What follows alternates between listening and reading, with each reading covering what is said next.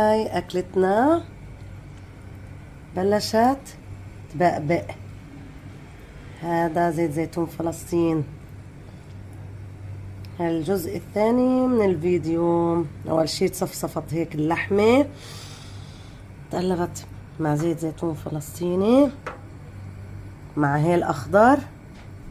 بعدين صفينا الورق العنب للتف، وحطينا بندورة ومي وماجي وبهار وملح وزيت زيتون. وهلأ عم تجهز قهوتنا لتبلش قعدتنا. هلأ هيك حطينا الصحن عشان ما يطيش ويفلتوا زي ما الناس بتطيش وبتفلت. كيف ملحاتها؟ منيح؟ الله، انا عم بمزح على فكرة، انا بمزح كتير فعادي يعني، انا عم بحكي عن عادي عادي.